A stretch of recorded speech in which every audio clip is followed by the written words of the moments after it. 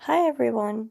Welcome back to God's Whispers, a place where we take a moment to reflect on the Word of the Lord and hopefully apply it to our everyday lives. Today I'm going to be speaking about two readings, one from Ezra, chapter 9, verses 5 through 9, and then the Gospel according to Luke, chapter 9, verses 1 through 6. So, after I did some research, they're connected in my mind when I picture myself standing at the bottom of a long staircase. Every step looks like work, but I know at the top there's sunlight, open space, or freedom. That's the picture for today. Ezra's confession, and then Jesus' words in Luke. Ezra was a priest and scribe in the 5th century BC, after the Babylonian exile. God's people had been carried off for 70 years because of disobedience and worshiping idols. When the Persians conquered Babylon, some of the Jews were allowed to return to Jerusalem.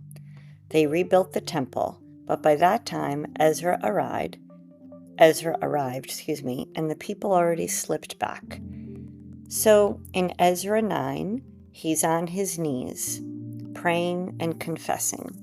He admits the people's sins, but he also discusses hope.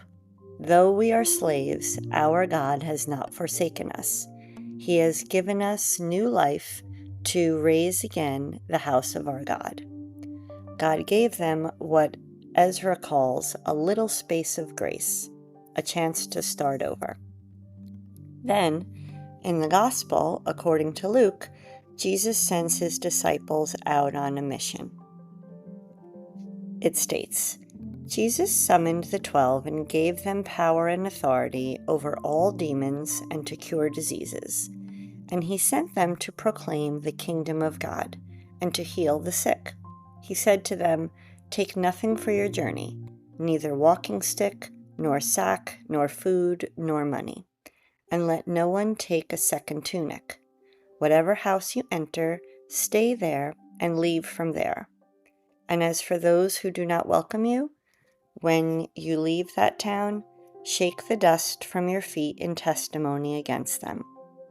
Then they set out and went from village to village, proclaiming the good news and curing diseases everywhere. He doesn't let them carry money, bread, a bag. Why? Because the mission isn't about what you can carry. It's about what God puts in your heart. The only thing they were meant to carry was grace. Both passages focus on our dependence on God. Ezra knew Israel's survival and renewal wasn't because of their strength, but it was because of God's mercy. And Jesus knew the disciples' mission wouldn't succeed because of their resources, but because of God's power. So that's where I kind of connected it with the staircase. Every one of us has something to climb. Maybe it's to climb back from some kind of discouragement or fear.